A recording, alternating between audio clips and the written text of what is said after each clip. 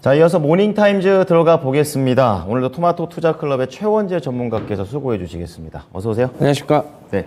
어제 확실히 좀 미국 증시 강했나 봅니다. 오늘은 약간은 방향성이 없었는데요. 세부적으로 어땠습니까? 일단은 생산자 물가지수 PPI 지표가 발표됐는데요. 네.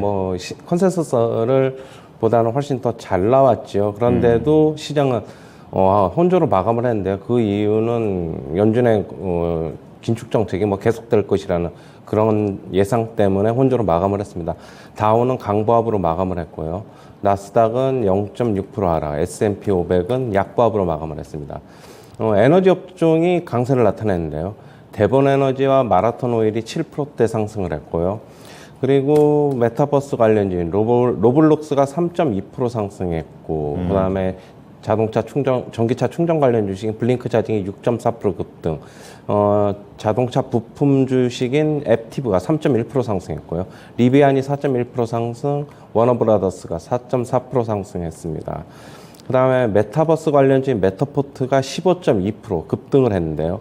파이퍼 샌들러 증권에서는 목표가를 5달러에서 7달러로 상향 조정했고요. 비중 확대를 유지를 했습니다. 그리고 구독 매출의 반등이 성장에 대한 자신감으로 연결될 것이다라고 얘기를 하고 있습니다. 월트 디즈니가 4.7% 상승을 했는데요. 골드만삭스 측에서는 목표가를 상향 조정했습니다. 130달러에서 140달러로 상향 조정했는데요.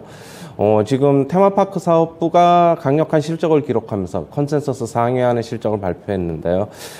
대신 이제 스트리밍 부분에서 좀 우려가 있었는데 디즈니 플러스죠. 그 스트리밍 부분에서 수익성 개선 노력이나 가입자 증가에 주목해야 된다라고 얘기를 하고 있는데요. 신규 가입자가 144만 명을 기록하면서 가입자 추이가 예상보다 강력하다라고 얘기를 하고 있고요. 미국과 캐나다, 즉 북미 쪽에서는 스트리밍 요금 인상에 나설 것이다라고 얘기를 하고 있습니다. 그 다음에 7월 PPI가 발표됐는데요. 전년 대비로는 9.8% 상승했고 전월 대비로는 0.5% 하락했는데 전년 대비 시장 컨센서스는 10.4%였는데 훨씬 잘 나왔고요. 전월 대비로는 0.2% 상승할 것이라고 바라봤는데 0.5% 하락하면서 훨씬 잘 나왔죠. 6월 달 11.1%에 비해서 상승폭이 대폭 완화된 것으로 보고 있고요. 결국 그 이유는 에너지 가격이 9% 정도 하락한 게 큰 영향을 미친 것으로 보고 있습니다. 그다음에 근원 PPI지요. 지금 에너지하고 음식료품 가격을 제외한 근원 PPI는 전년 대비 5.8% 상승했고요. 6월 달에 6.4%에서 역시 큰 폭으로 좀 둔화됐고요. 전월 대비로도 0.2%밖에 상승을 하지 않았습니다. 그다음에 신규 실업수당 청구 건수가 26만 2천 건으로 발표가 됐는데요. 전주보다 14,000건 증가했고요. 시장 예상치로는 26만 5천 건이었습니다. 정리해고에 나서거나 채용 중단하는 기업이 늘어난 것이 원인으로 보고 있지만은 하지만 여전히 견조하다 이렇게 보고 있습니다. 실업률이 3.5% 정도 되기 때문에 여전히 견조하다라고 볼 수 있고요.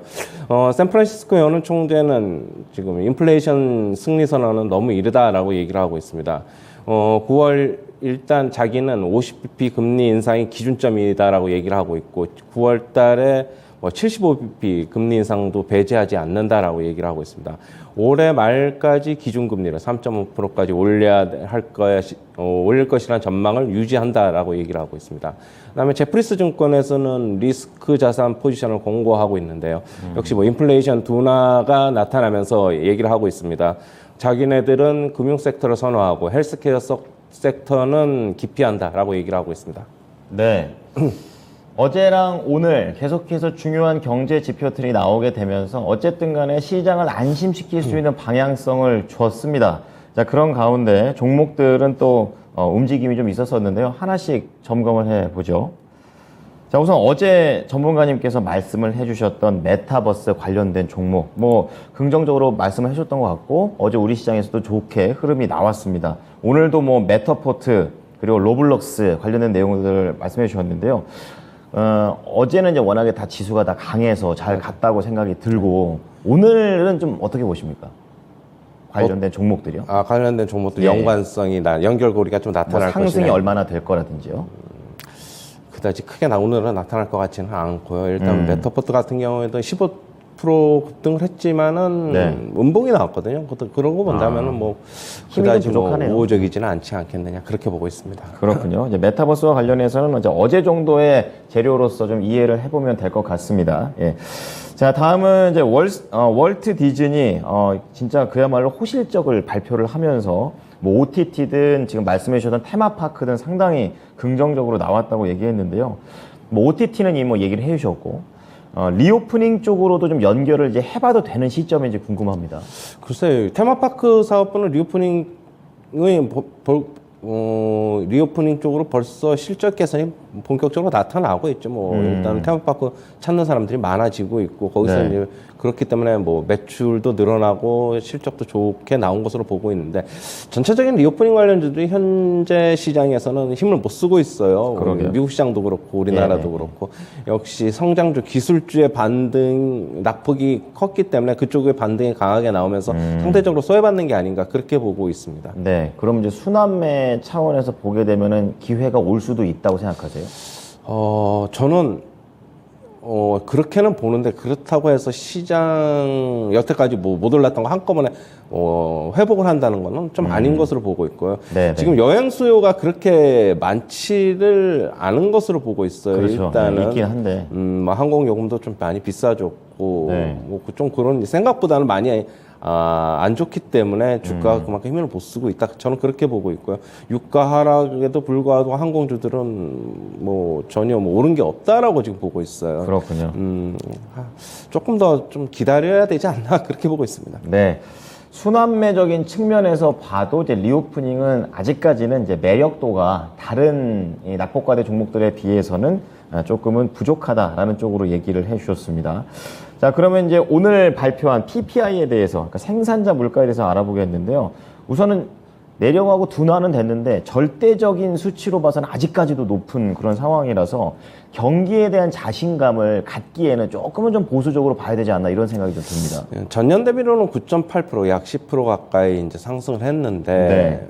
여전히 높죠. 높긴 높은데 왜 전월 대비로는 꺾이는 게 완연하기 때문에 네. 전년 대비로는 높을 수밖에 없습니다. 전년에 워낙 낮게 나와 있기 때문에 높은 거고 그렇군요. 전월 이제 매월로 월별 추이를 좀 봐야 되는데 오히려 하락을 했다는 거는 긍정적이겠죠. 생산자 물가 지수가 꺾였다는 거는 결국에는 소비자 물가 지수도 꺾인다. 이렇게 봐야 될 것이기 때문에 긍정적으로는 보고 있습니다. 예. 네.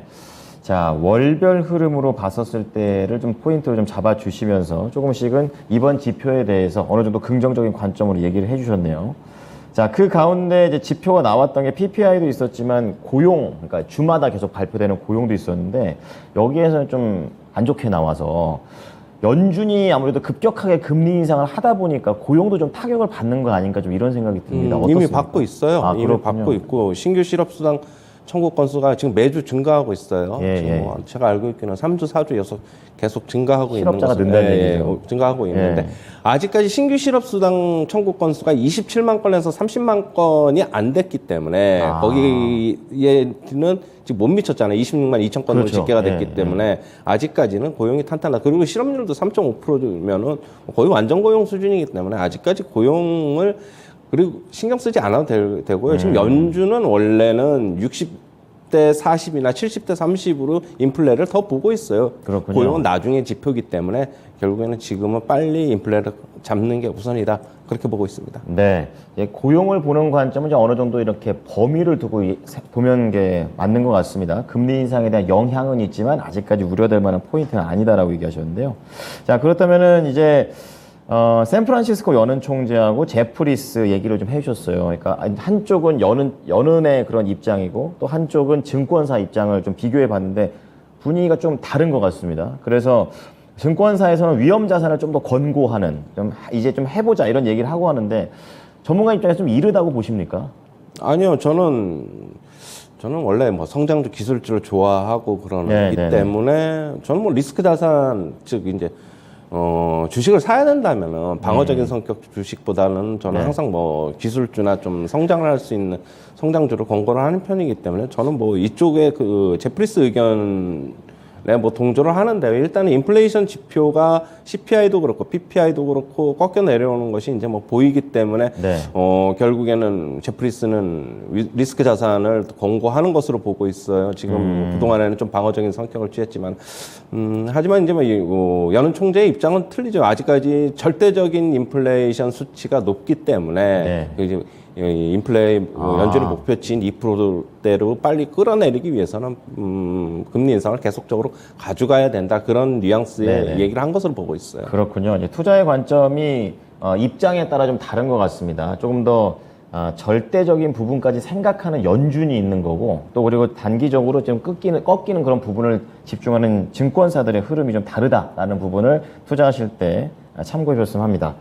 자, 그리고 제가 이제 종목들 중에서 좀 많이 내려간 종목 중에서 좀 화이자를 좀 봤거든요. 보니까 그 뭐 잔탁인가 해가지고 이제 국내에도 많이 이렇게 퍼져 있는 그런 약인데, 이게 뭐 워낙에 여러 제약사들한테서 글로벌적으로 퍼진 약이기 때문에 이런 소송, 리콜 이런 게 좀 파장이 큰 걸로 좀 보이고 있습니다. 국내에서도 이런 거 많이 파는 걸로 아는데 영향력 헬스케어 쪽에 얼마나 보십니까? 어제 이제 헬스케어 섹터 전체적으로 약세를 보였어요. 그랬죠. 최근에 헬스케어 섹터가 강하지 못한 것은 지수가 반등을 강하게 하면서 헬스케어 섹터는 상대적으로 이제 방어적인 포지션을 구축하는 투자자들한테 유리하거든요. 미국 시장에서 헬스케어 섹터는 뭐 어떻게 본다면은 뭐 저기죠. 배당도 좀 많이 주고 그렇죠. 그런 쪽이기 때문에 안정적인데, 지금 지수가 상승을 하면서 좀 소외받는데, 조금 전에 얘기하셨던 대로 그런 거 우려도 있는 거고, 전체적인 헬스케어 섹터의 약세도 원인이 있는 것으로 보고 있어요. 하지만은 저는 미국 전체적인 시장 S&P 500이나 나스닥 차트를 한번 잠시 보시면은요. 저는 말씀을 이제 단기적으로는 다 온 게 아닌가라고 보고 있어요. 이게 S&P 500 차트고 나스닥 다 왔다라는 게 이제 바닥 말씀하시는 아니, 단기적으로는 이제 올라올 만큼 올라왔다. CPI 발표로 인해서 한번 강하게 되돌림이 나왔는데 하락 흐름을 일시적으로 되돌린 거라고 저는 보고 있거든요. 그렇게 본다면은 이제는 뭐 호재가 나올 게 없다고 보면은 그리고 시장의 상승이 거의 이제 어떻게 본다면은 2달 가까이 됐다. 그러면 시장의 상승이나 하락이 2달 가까이 2달 정도 되면은 아무리 호재나 악재도 영향력이 약해지거든요. 그렇죠. 그렇게 본다면 단기적으로는 좀 쉬어가야 되지 않나, 그렇게는 보고 있습니다. 또 전문가님 약간 또 베어마켓 관점에서 얘기를 전반적으로 해주시기 때문에 좀 감안을 해 보십시오. 자, 그리고 하나만 더 여쭤볼게요. 이제 미국장에서 이제 어떻게 보면 방향성이 없는 약세장에서도 그래도 또 잘 가는 업종이 있고 잘 가는 종목들이 있었는데, 이제 그런 것들을 오늘 국내장에서 힌트로 좀 얻어도 됩니까? 어제 뭐 미국 시장에서 잘 가는 종목도 에너지 업종, 질문이 좀 업종 그 정도밖에 없는 건데, 아까 이제 메타버스 관련 쪽은 이제 약간 조금 부정적으로 좀 말씀을 드렸고, 그런데 이제 이거는 있죠. 정유 관련 업종이 상승을 하려면은 결국에는 유가를 좀 봐야 되는데, 유가가 뭐 다시 이제 박스권으로 돌아온 것 같아요. 어제 이제 보면은 어제 상승을 해가지고 상단은 한 $100 정도에서 그 $100 테스트를 한번 해볼 것으로 보고 있고요. 하지만 유가 뭐 정유업종 돌아서기에는 아직까지는 바닥까지가 조금 있어야 된다라고 보고 있고, 컨텐츠 관련은 한번 주목을 해봐야 될 것으로 보고 있어요.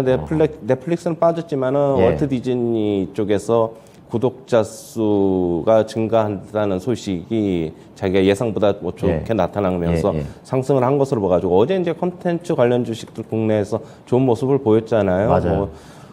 사마 네트워크스라든가 컨텐트리 중앙이라든가 뭐 대부분 다 상승을 했죠. 어제 뭐 시장이 워낙 다 강했으니까. 하지만 컨텐츠 관련 주식들은 조금 더 주목해봐야 되지 않나, 그렇게 보고 있습니다. 연결고리가 나타날 수 있다, 이렇게 보고 있어요. 그렇습니다. 자, 그럼 오늘 콘텐츠 쪽에서 특히 또 이런 드라마라든지 이런 쪽을 만드는 회사들 분위기 어떤지 한번 잘 연결해 보셔야겠습니다. 자, 그럼 오늘장 이제 금요일이잖아요. 어제 이제 그 국내 이벤트도 좀 건넜고, 오늘장은 어떻게 좀 전망하십니까? 뭐 일단은 어제 인위적으로 조금 막판에 좀 들어 올렸죠. 옵션 만기일에. 맞아요. 한 6포인트 정도 더 상승, 6포인트인가 7포인트가 더 상승한 것으로 보고 있는데, 코스피 기준으로. 그렇다고 본다면 오늘 미국 시장 하락이 어느 정도 일정 부분 시초가에는 영향을 주지 않겠느냐, 그렇게 보고 있고요. 하지만은 장중 조정으로 끝날 수도 있어요. 물론 주말이기는 하지만은 미국 시장 뭐 지금 어제 나스닥은 소폭 빠지고 S&P 500은 약보합. 그렇게 본다면 우리나라 시장도 오늘 뭐 소폭 상승, 소폭 하락 그냥 보합권에서 움직일 것으로 지금 보고 있습니다. 네, 또 방향성에 대해서는 이제 미국 증시가 비슷하게 갈 것이다라고 얘기를 해 주셨습니다. 오늘 내용 잘 참고하겠습니다. 한 주 동안 고생하셨습니다. 감사합니다. 네. 자, 지금까지 모닝타임즈 토마토 투자 클럽의 최원재 전문가와 함께 하셨습니다.